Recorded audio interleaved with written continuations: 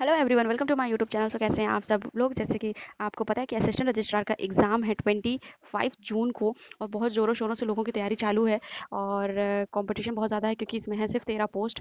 और यहाँ आज में हम करेंगे असिस्टेंट रजिस्ट्रार के सिलेबस से ही जो नेशनल एजुकेशन पॉलिसी का जो टॉपिक है उसके सिंपल से एमसीक्यू, सिंपल भी नहीं कहेंगे, जिन्होंने नहीं पढ़ा उनके लिए तो टफ ही है, लेकिन जिन्होंने पढ़ लिया है और जिनको अपना छोटा सा रिवीजन करना है कि हाँ मुझे वो टॉपिक अंडरस्टैंड हुआ कि नहीं हुआ, दिमाग में चढ़ा कि नहीं चढ़ा, तो वो आप ये वाला एमसीक्यू देख सकते हैं और इस बेसिस पे आप क्वेश्चन जो है सॉल्व कर सकते हैं। रोज हर दिन मैं 20 एमसीक्यू सीरीज लेके आऊंगी, फ्री ऑफ कॉस्ट है, कोई पैसा नहीं, कोई कुछ नहीं, सिर्फ 20 एमसीक्यू मैं वीडियो पे लेके आऊंगी और उसमें आप लोग अपने जो तैयारी है वो आप क्या कर सकते हैं, रिव्यू कर सकते हैं कि आपकी तैयारी कैसी चल रही है। क्या होता है कि जब हम बहुत थ्योरी पढ़ते हैं तो वो अलग रहता है, लेकिन जब वो एमसीक्यू में वही शब्द अलग तरीके से बन के आ जाते हैं तो वो हमारे लिए बहुत ही कन्फ्यूजन क्रिएट होती है। और खासकर ऐसा एग्जाम जिसमें माइनस मार्किंग भी है और ले दे के सिर्फ 13 पोस्ट हैं सारी कैटेगरीज को मिला के, तो कंपटीशन बहुत ही ज़्यादा टफ हो जाता है। तो इसलिए अगर आप लोग कमेंट सेक्शन में बताएंगे कि आपको हर टॉपिक का एमसीक्यू चाहिए तो मैं डेफिनेटली लेके आऊँगी। तो ये आज का हमारा पहला पार्ट है जहाँ पे मैं एनईपी 2020 को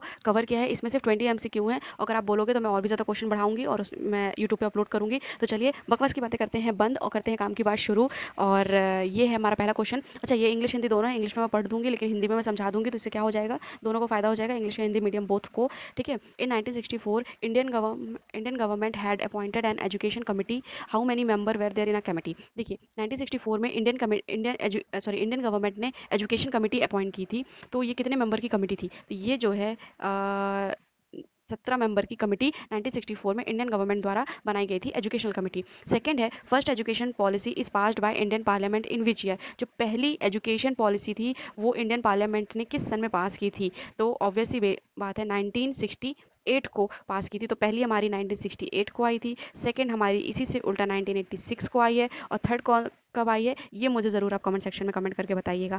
थर्ड क्वेश्चन है, तो फर्स्ट एनईपी जो पहली नेशनल एजुकेशन पॉलिसी थी उसका प्राइम मिनिस्टर उस टाइम पे कौन थे? जल्दी बताइएगा। तो सोचिए सोचिए सोचिए, और इसका आंसर है इंदिरा गांधी, जो थी हमारी पहली प्राइम मिनिस्टर थी जब हमारे पास ये एनईपी पहली नेशनल एजुकेशन पॉलिसी आई थी। फर्स्ट नेशनल एजुकेशन पॉलिसी जब लॉन्च हुई थी तो हमारी पहली इसकी प्राइम मिनिस्टर उस टाइम पे जो थी वो इंदिरा गांधी थी। और आपको बताना है कि जब सेकेंड एजुकेशन पॉलिसी आई और जब थर्ड एजुकेशन पॉलिसी आई तो इसमें प्राइम मिनिस्टर कौन थे, ये आपको कमेंट सेक्शन में ज़रूर कमेंट करके बताना है। ठीक है। नाउ फोर्थ क्वेश्चन में आते हैं। The union cabinet cleared a new national education policy by replacing? जो हमारी यूनियन कैबिनेट है अभी हाल ही में उसने नेशनल एजुकेशन पॉलिसी को रिप्लेस किया है। कितने सालों बाद, कौन कितने साल की एजुकेशन पॉलिसी को उन्होंने रिमूव किया है? तो इसमें मैं बिल्कुल भी चारों ऑप्शन नहीं गिनूंगी, जो भी ऑप्शन सही है एग्जैक्ट आपको मैं बता दूंगी। तो जाहिर सी बात है 34 ईयर की जो ओल्ड नेशनल एजुकेशन पॉलिसी है उसको रिमूव किया है। फिफ्थ में आ जाते हैं, जो the union cabinet has approved the new NEP was launch on which date? जो हमारी यूनियन कैबिनेट है उसने एनईपी 2020 को कब लॉन्च किया है? तो ये किया है 29 जुलाई 2020 को इसको लॉन्च किया है। Who is the union minister for information of broadcasting? तो यूनियन मिनिस्टर कौन है ब्रॉडकास्टिंग के? तो ये है प्रकाश जावड़ेकर। कौन है? प्रकाश जावड़ेकर, ये याद रखिएगा। नेशनल एजुकेशन पॉलिसी 2020 जो है वो कौन उसको हेड, वो उसके हेड कौन थे? National education policy 2020 headed by के कस्तूरी रंगन। जैसे कि आपको पता है ये नाम बहुत ही इंपॉर्टेंट है। के कस्तूरी रंगन जो थे ये क्या थे? नेशनल एजुकेशन पॉलिसी को इन्होंने ही हेड किया था। The principle of national education policy 2020 आज जो प्रिंसिपल्स क्या है नेशनल एजुकेशन पॉलिसी के? पहला, फ्लेक्सिबिलिटी कंसेप्चुअल अंडरस्टैंडिंग। एक फ्लेक्सिबिलिटी होनी चाहिए किसी भी कंसेप्ट की अंडरस्टैंडिंग को लेकर बच्चों के अंदर। एथिकल वैल्यू होनी चाहिए, क्रिटिकल थिंकिंग होनी चाहिए और कंसेप्चुअल अंडरस्टैंडिंग होना चाहिए, या फिर ऑल आर द करेक्ट। इसका आंसर होगा ऑल आर करेक्ट। ये सारी जो है ये नेशनल एजुकेशन पॉलिसी के प्रिंसिपल हैं। Flexibility, ethical value, conceptual understanding और या फिर और भी सारे। तो इसमें आप सारे प्रिंसिपल आप नेशनल एजुकेशन पॉलिसी के पढ़ लीजिएगा। Features of national education policy 2020 याद है 2020 के फीचर्स क्या हैं? Quality and equity, access, affordability, accountability या ऑल आर करेक्ट? तो जो नेशनल एजुकेशन पॉलिसी के फीचर्स हैं ऑल आर करेक्ट। एक्सेस भी है, अफोर्डेबिलिटी भी है, अकाउंटेबिलिटी भी है और मतलब ये सारे सही हैं। ठीक है। तो ये नेशनल एजुकेशन की अकाउंटेबिलिटी मतलब हमारे किसी के प्रति दायित्व, अफोर्डेबिलिटी की हर कोई उसको ले सके, एंड एक्सेस का मीन्स भी होता है कि हर कोई उस शिक्षा को प्राप्त कर सके। ऐसी शिक्षा हमको बनानी है अपने देश में।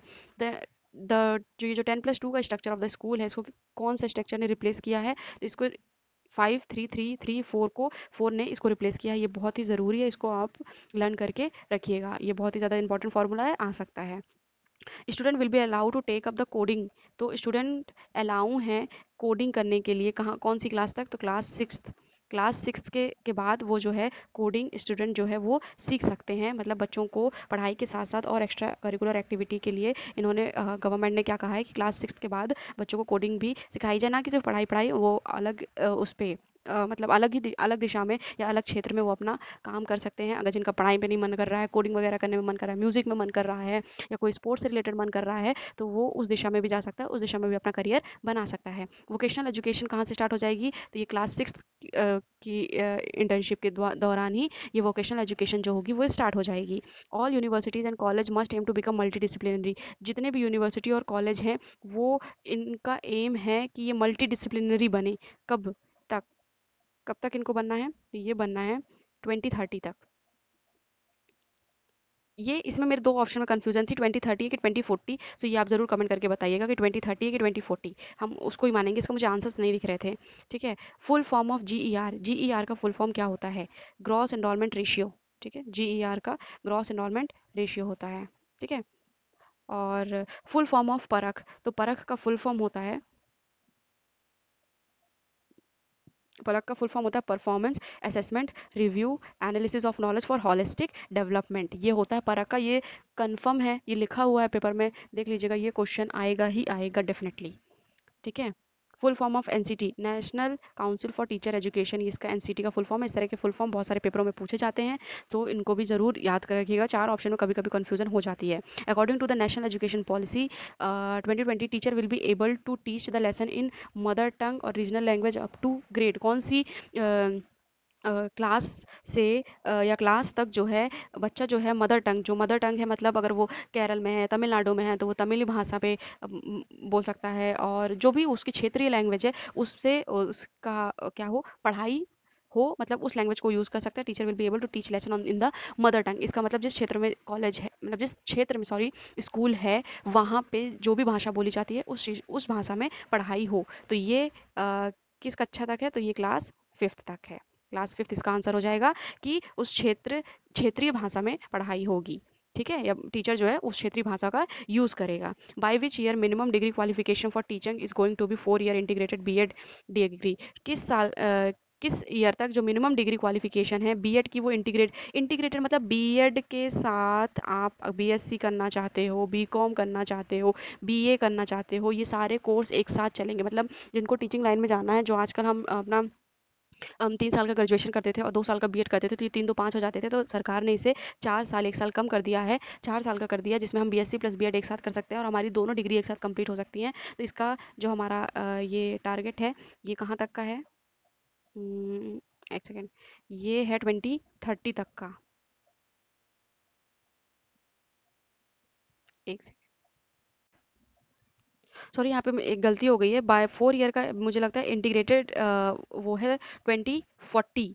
ठीक है, 2040 तक ये जो हमारा 4 ईयर इंटीग्रेटेड बीएड डिग्री है ये वाला हो जाना चाहिए। ठीक है।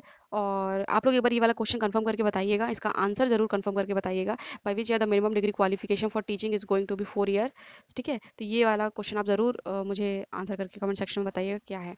20 का, which government educational body will prepare national curriculum framework NCFSC based on the principle of national education policy. तो ये है एनसीईआरटी। ये जो है इस क्या करती है एनसीईआरटी, क्या है, विच गवर्नमेंट एजुकेशनल बॉडी, ऐसी कौन सी गवर्नमेंट एजुकेशनल बॉडी है, मतलब जो एनसीईआरटी जो है वो गवर्नमेंट की एजुकेशनल बॉडी है, जो प्रिपेयर करती है, क्या प्रिपेयर करके देती है, national curriculum framework for school education. School के एजुकेशन के लिए एक नेशनल करिकुलम या फ्रेमवर्क तैयार करके गवर्नमेंट को देती है, सारे प्रिंसिपल्स वही बनाती है और फिर सरकार जो है इस चीज़ को लागू करती है। ठीक है, तो आई होप आपको ये 20 क्वेश्चन बहुत अच्छे लगे हों। इनमें से मैंने 2 क्वेश्चन आपसे पूछा हुआ है कि आप इसका आंसर जरूर मुझे कमेंट सेक्शन में करके बताइएगा। इससे क्या होगा कि आप भी सर्च करोगे तो आपकी भी नॉलेज इंक्रीज होगी और मेरी भी नॉलेज इंक्रीज होगी। और नेक्स्ट वीडियो में मिलते हैं एक नए टॉपिक के साथ, और आप लोग कमेंट सेक्शन में ज़रूर करके बताइएगा। ये मेरा पहला एफर्ट था, तो जो भी गलती हुई हो उसके लिए सॉरी, और जो भी गलती हुई हो प्लीज़ मुझे बताइएगा, तो मैं उसको ज़रूर सुधारूंगी। और best of luck for your exam. Thank you so much.